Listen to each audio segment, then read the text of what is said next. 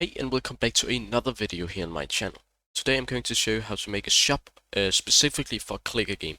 This can work with any type because it's basically just showing you how to set up buttons and UI, but this is tailored for a clicker game. So right now I just have this little C where I have a shop icon which doesn't do anything right now. It gives some errors. I have a clicker here which every time I click it, it increments the coins per one. And I have a per click, and behind the scenes I also have an idle. So we can see right now I get 1 coin per click and I get 0 coins per second. I want to make a shop where I can upgrade how many coins I get per click and how many coins I get idle. So I'm going to show you how to do that right now. Okay, so first of all I have this game canvas. Under that I have an empty game object called GameSpace. This is basically just a container for all these elements, which says that I can actually deactivate this. So we want to make another empty game object for the store, so we also can deactivate the store and have all the store things in that one and all the game things in the other one. So I'm making a new game object, calling it shop or store. This is a shop in my case. I'm now going to go a right click, go on the UI, find the image and make an image. So this is going to act as a background, but before we do that we need to do some scaling. This is actually very easy, but you need to do it at every UI element. So under the rect transform, under the empty game object called shop, I'm going to click this and I'm going to hold all down and click this little thing here in the right corner. This basically just does that it scales to the edges of the canvas, and we want to do that. So now you can see these blue balls all the way across here. I'm going to go under the image here and now do the same for this, so it stretches all the way out. And now we actually have a background. I'm now going to get a good background color. I'm going to go with like light gray maybe, like one of these. That's fine. Yes. I'm going to call this background just to have things organized. I'm now going to go on the UI, go on the text, scale this text element up a little, put it on top, put it in the middle, scale it up a little, and then write shop, just so people know that this is a shop.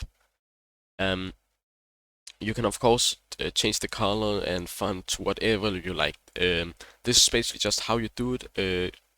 And this is probably not going to be so beautiful. This is not a thing to teach how to make good UI. This is just how to teach how to make UI.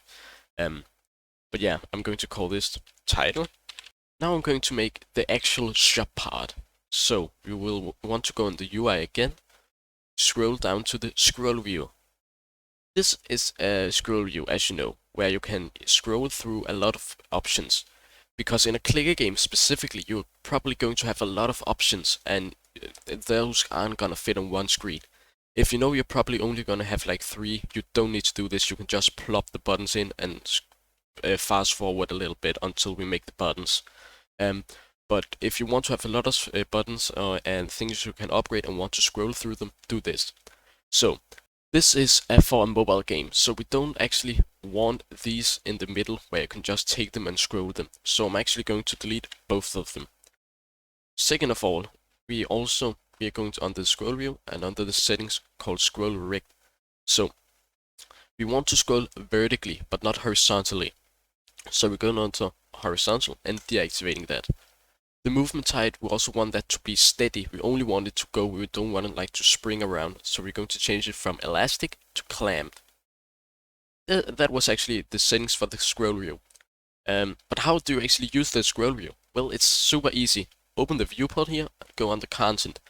So you can see this here. This is actually an empty game object, which stretches out as scaling. And you can actually just put all these buttons under this one. And basically what the scroll view does is basically when you scroll, it just takes the contents and moves it up. And then moves it down again. That's literally all. So to demonstrate this, I'm going to go on the UI, make a button. And don't worry, we are going to make this functional later. I'm just showcasing the scroll view. And we have them here. So let's see how it actually works. Okay, so I've now clicked play. There's nothing in these things, but we're just using a finger so we can scroll up. And you can see that I can scroll through these buttons. And if I take the game view over here, you can see that the content gets pushed up and down, just like I said. So this is actually very useful and very quick to do, and it just elevates your experience because no one likes like skipping through pages of buttons, of upgrades. It's much easier just to scroll. It's much more intuitive. So you should really consider doing this if you have a lot of buttons. Okay, but now you actually want to make these buttons useful. So now I'm going to make a button which makes so you can actually upgrade your per click count. So I'm going under text, this up here. I'm going to call this plus, oh snap, +1 per click. I'm going to put this over here, and I'm going to just put the font size up. And then I'm going to duplicate this, put it down here, going to put it in the other side, and then say what it should cost. I want this to cost 50 coins, maybe, like, so $50. I'm also going to make this yellow just to make it a little more intuitive so you know how much it costs.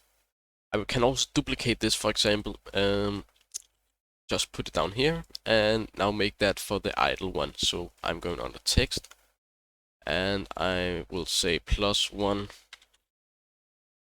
per second, and this should cost $100. So yeah, here I have these two buttons. So now I actually need to get coding and actually make the logic behind this. So there's two ways basically to do this. There's one way where you make a script maybe on the shop object, and then you reference all the buttons, and every time you click the button it asks the shop to do all the things. But that's very inefficient, and you need to make functions for each button, and that gets super complicated and a big mess. So the other thing is basically to have the shop logic on the button itself, which makes things much easier to understand and much quicker. So we're going to do it that way. So we're basically going to make this script called upgrade. You can of course name it what you want. I just think upgrade is a suitable name. So we're going to right click, edit script. Okay, so now we're here in the script. So we're going to want to, here in start, just make a variable called public, because it needs to be public so we can exit it in the editor. And it's going to be an integer, and this is basically going to be the cost. Yes, now we're going to make another one called public int, and then we're going to say reward. So the cost is basically just going to be what we want it to cost, which is $50, and the reward is going to be what we get in return. So the cost here is 50, and the reward is 1. If I had said you get 10 extra per click, I would just write 10 instead. There's one little thing we need to do before, because we have two types of upgrade functions. We have one that gives extra per click and one that gives idle. So we're going under here and say public bool, and then we're going to say is per click, and make another public bool and say is idle. And if you have another upgrade type, just put that under there. So basically this does, so we can go under here, and we know that this is per click, so I'm going to check this off. And we know that this is idle, so we're going to add the upgrade script first of all, and then say is idle. So these two are now different types of upgrade functions, and we're going to do it like that. So we now can distinguish between them. So we're going to remove the start function, we don't need that. We move this, and let's get starting. Okay, so we're going to say if, and then we're going to say is per click. So now first of all we check if it's the is per click. We're going to make the is per click thing now. And now we're going to say if, and now it's probably a good time to mention my system behind the game manager. So if you open the game manager, you can see my script here. So we have the function to increment, basically the money each time we click the clicker. We have a function to idle the, and you just take this code and put it in yourself. So you can see I have a public static int called coins, and it's static, which means there's only one instance of it, and I can access it from every script. And so we need to access this variable because that on the game manager, so we can change and see if we have enough coins. So we are going to go under game manager, and of course I need to mention if you watch my last tutorial on how to make a clear game, you have already set this up. But if you have your coins in another script, just access that script.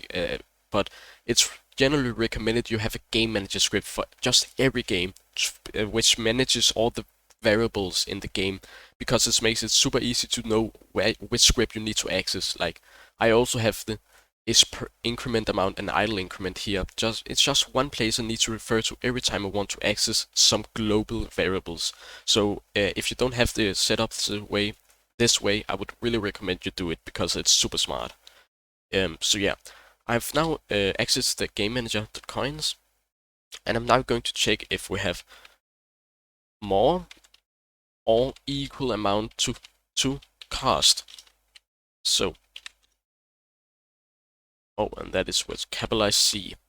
So right now we check if game manager's coins is equal or over to the cost variable, and the variable in this case is set to 50. So we check if we have more than 50 coins or equal to 50 coins.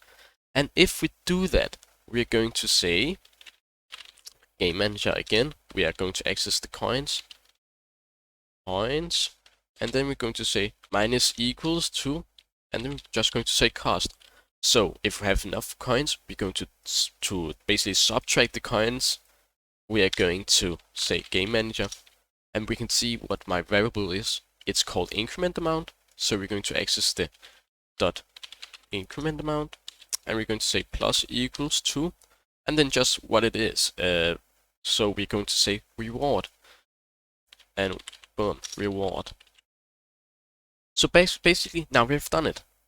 So when we click the button, we check if it's is per click. If it is per click, we're checking if we have enough money, and if we have enough money, we subtract the cost, and we add the reward. So now we're going to say else if, because we want to do the same, but instead of is per click, we don't want to do for is idle. So we're going to say if and is idle. So now if it's is idle, we're going to basically copy the code in, and we're going to say instead of incrementing the increment amount, we want to change the is idle.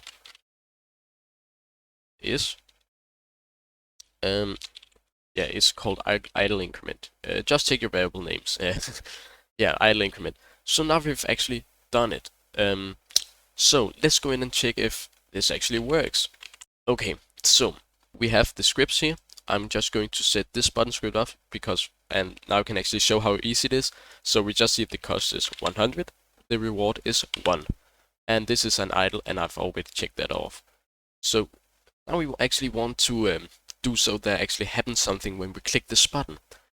So we're going to access this button component. And if this is missing, you can just click add component, then write button and add it from there. But we're going to click the plus icon, and we're going to drag the upgrade script in. So that means when we click the button, we want to do something with this script. So we're going to click on the no function, find the upgrade script, go over here, and then we find out that I needed to make this actually not an update. That was super stupid. We need to make this a upgrade button. We need to do this a custom void. And we also need to make this public, which does so we can actually access this in the editor. So public void upgrade button. And now when Unity has updated, we should be able to go into upgrade and find it here, upgrade button. Yes, so now we'll actually just call upgrade button, and it's easy like that. And we can go under the second button and do the same. So we drag the script in, no function, upgrade button. So let's actually test if this works right now. And I can't actually exit out of the shop right now, so I'm just going to make a little cheesy fix right now, which is actually not a fix. Don't worry, we're going to do it later. That was the asset store. It should be the game. Okay, so we can see I have 100 coins and I get 1 per click. And if I click this, boom, I have 50 coins and I get 2 per click. And if I click, I get 2 coins per click now. And if I buy this again, I get 3 per click. And I'm sure that if we buy up to 100, I can buy this. And you can see now I get 1 coin every second. And actually, it's as easy as that. Because now I can also just go under the shop. And if I want another one, I can just do this. And then instead of 1 extra per second, I will say, I will now get 3 extra per second, and this one is gonna cost 250. 250. And I just got here. The cost is 250, and the reward is 3. And it's as easy as that. Now I've made another button. No coding required after the initial script you made. It's super easy. It's just like that. But there's a last thing I want to add, because if I try to buy this, I can't buy it. But I don't know that I can't buy it. So I'm going to want to make a message that says I don't have enough money now. So we're going onto the shop, not on the content right now. And I'm going to make a UI and a text. I'm probably just going to place the text right here.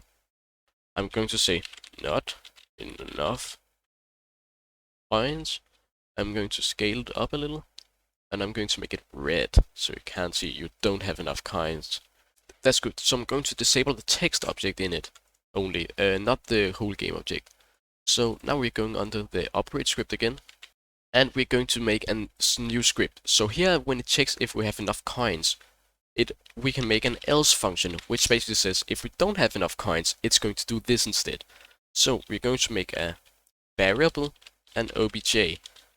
So we are going to make variable called obj, and this variable should be game object with capitalized G, remember that, dot find object without the S, find object with tag, and then say not enough. So basically what this is gonna do is gonna set this variable to the object with the tag not enough.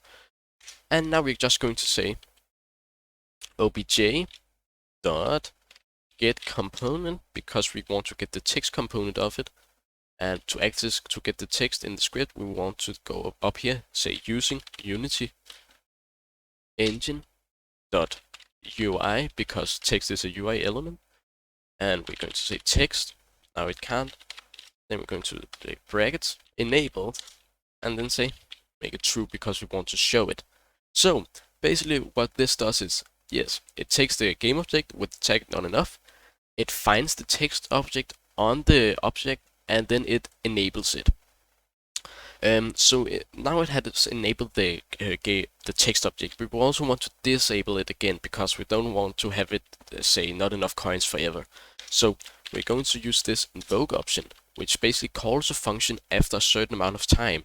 So we're going to set this reset text, and we want to call it after maybe like 3 seconds. And then we're just going to make a new variable void called reset text. Remember, it should be the same as this one exactly. And I'm just going to take this code again, put it in, but instead of enabling it, I'm going to be disabling it, so false. And so that should work. So let's just plop it this onto the isIdle. So it also does this on the isIdle, and not only in the isPerClick. And let's see if it works. But before we do that, we actually need to give this not enough the tag that we're actually searching for. So the tag is up here, located under the not enough. We're going to click this, click add tag. I already made this tag called not enough, but you can just click plus here and then just call it not enough. And then you need to go back and then click the tag again, because it doesn't put the tag you just made onto the object at the start. So you need to go back and then click the not enough tag. Let's see if it works. So I'm just going to click play, and I'm going to buy this. I don't have 250 coins, and it says not enough coins. Let's wait 3 seconds, and it disappears. And I can click this again, and it works. So now we actually have made the whole shop, but there's still a little thing we want to do, because we actually, from the game space, want to access the shop instead of getting this error here. It's actually super easy, no coding required. So we're going to click this shop icon. If you haven't already added the button component, go ahead and add it. Just add component button. And we're going to have this onClick function. Just click the plus icon. Then drag this shop empty game object, like the root of it. click it in, and then go under function, no function, game object, set active, and then click this because you want to set it active. And it should actually work now. And just like remember to disable this so it doesn't show up at the start of the game. But yeah, so let's see if it works. I click the shop icon, and boom, the shop appears. But I also want to like quit out of the shop and actually use the upgrades I got. So I'm just going to add a little X in the buttons, but like you can do whatever you want. So I'm going to add a text object. Like you can have an image and just add a button component to that. I'm just going to do it the lazy way by just making an X, scaling it up, putting it in the middle, and basically making it red. And then I'm going under the add component and just adding a button component, and then just dragging the shop in again because I want to deactivate the shop. Going under no function, game object, set active, and this time I won't actually click this because I don't want to activate it. I want to deactivate it, and now it should work. So I can actually go in here, the shop, click this, boom, it disappears. I open the shop, I close the shop. And it's actually just like that. So now I can click away. Oh, I want to upgrade. I'm going to buy this. Boom. Now I get 2. And I want this idle thingy. And I can go on here and buy this again. And it's just easy like that. And it works super fine. And I can actually try to get 250 coins. And I should be able to buy this expensive one. And I did. And now I get 4-way return every second. And that's basically it. Now I know how to make a shop, and it's actually really scalable. It's super easy. I can drag through this if I have more buttons. I don't have, but if I did have, it would be super easy. And you can use this to anything. You can just manipulate any variable in your game you want. In this example, it was just the coins and the per click. But if you have like health, you can just add manipulate the health variable. If you have stamina, mana, something like that, it's just a matter of changing the variable and going onto the script and just add another.